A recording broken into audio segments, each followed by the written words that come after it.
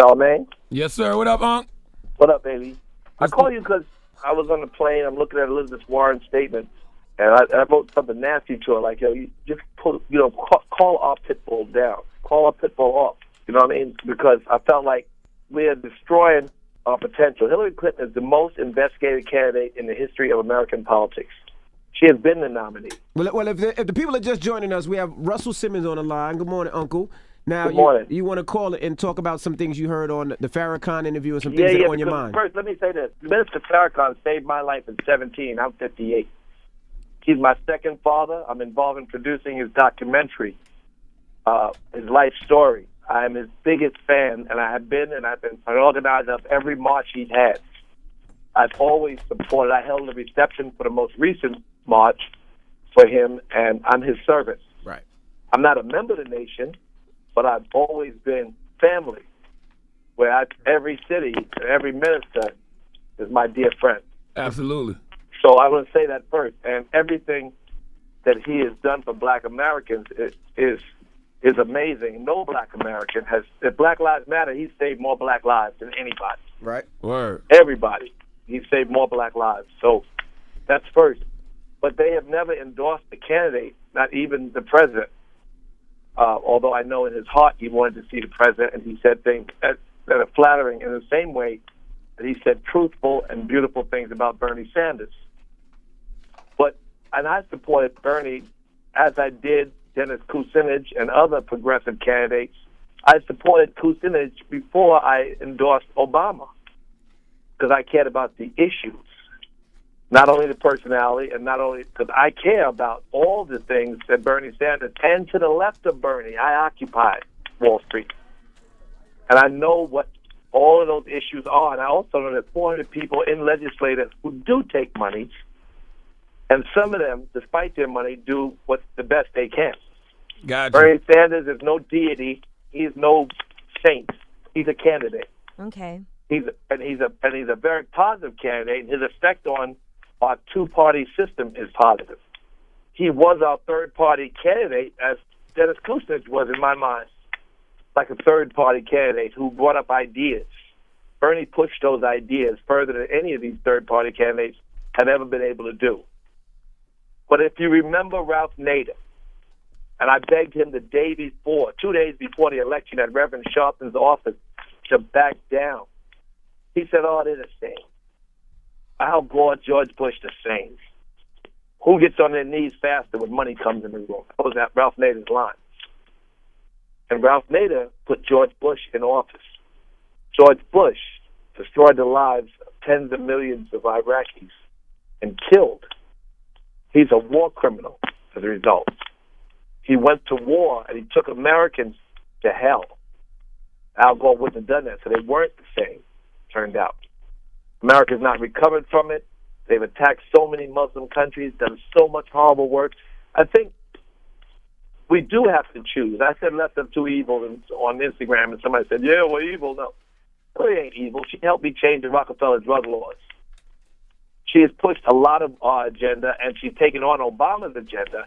And then Bernie has pushed her further to the left on ideas that we care about for underserved communities than Obama ever was able to go. Why do you think people think Hillary's such a wicked woman, Unc? Because the establishment is wicked. Because our system is corrupt. Because money controls our system to some degree. I hosted an event for Hillary recently, and I talked to her about something that you guys hear about from me, but I never really explained that the most dangerous for humankind, lobbyists, is those who represent the factory farming industry and take $40 billion American dollars to poison black, brown, and poor white people and then destroy the planet in the near future.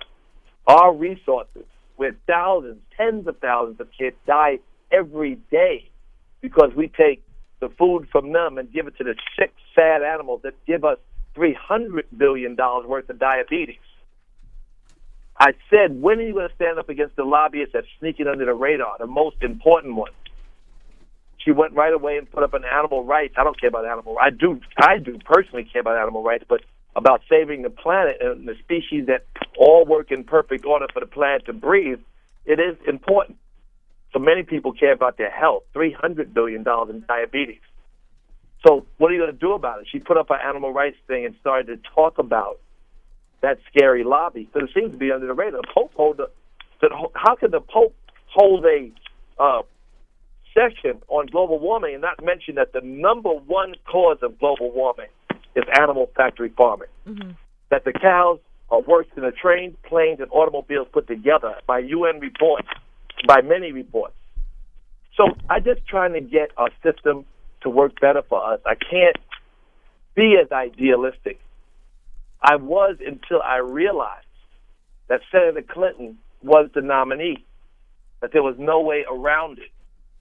And if we don't organize the young people, if they just say, throw their hand up in the air, there was many times that the nation, who I love, has said don't vote at all.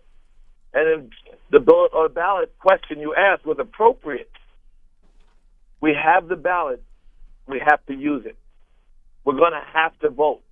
Trump, who I've known for 30 years, good friend. We can laugh and joke about certain things. You know, he can even say something anti-Semitic, and I can say, no, you don't mean that. And he can say something kind of racist or funny, and I can say, no, you don't mean that. So we were friends, and my friends do not always agree, or they sometimes do say Islamophobic or anti-Semitic or horrible things. I just laugh it off. I still want him to be the president.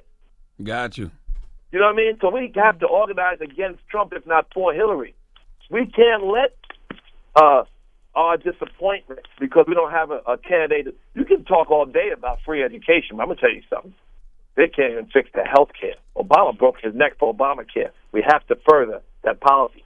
All the Republicans want to do is get rid of the little Obamacare we have. Right. Yeah, I don't think Minister Farrakhan was saying don't vote. He was just saying be aware. No, he didn't say don't vote, but he said, he said you'll be a very smart person to not vote. Yeah, but he also said just be aware of who you're voting for. Yeah, no, I spoke to him. He, like I am, I would never lose a friend over who someone's voting. I'm not voting self-interest. I'm not selfish. I don't care about paying taxes. I run 5 charities, and whatever I get, I give. I don't feel like I need nothing. I got a Range Rover. Shit, what I need? So, you know what I mean? So for the African-American people, who do you think would do the best job in the White House? Hillary. Well, I think Hillary is all we have left. Okay. And I like Hillary, and I have worked with Hillary, and I have seen her do. But we have to watch them all. None of them are saints. They're all politicians, even Bernie. Bernie's heart is in the right place. His politics are in the right place. His ability to get those things he talked about done. They may get. Let me tell you something. What Obama fought for, the obstructionists fought that black man. They may not fight a white woman as much. She might be able to sell the same ideas he's tried to sell about mass incarceration, which is right now a Republican and Democrat thing. They'll do anything to kill Bernie if he were in office. Okay. So I'm just saying this because I just want our people to vote. And I want our people to vote. And I don't mind Bernie staying in the race. I just don't want no more personal attacks. If you want to attack politics, that's what we need to do, to push the party to represent us in a good, and to try to deliver to us things that we need. But we can't let them continue to attack us personally, because the sentiment of the people against the establishment is so high.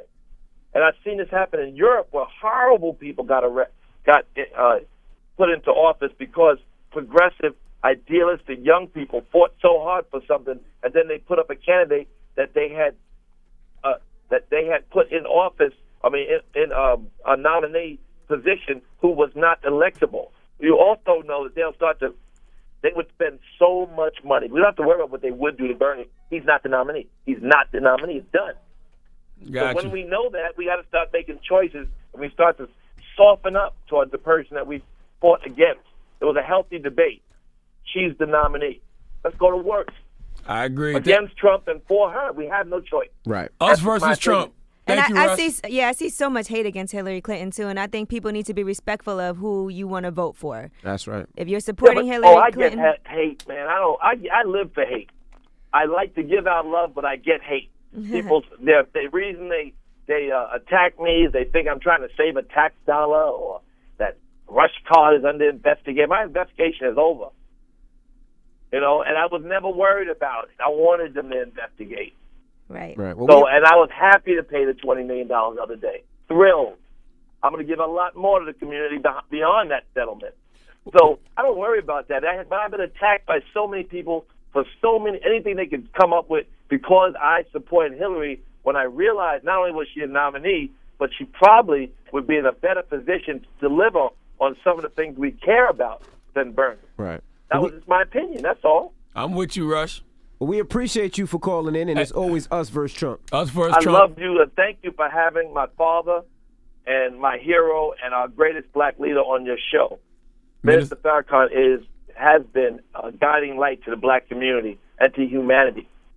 So thank you for doing that. Thank you, Unc. Always a pleasure to hear from you, man. All right, big brother. Thank you so much. Thank y'all. All right, it's the Breakfast Club. It's Russell Simmons.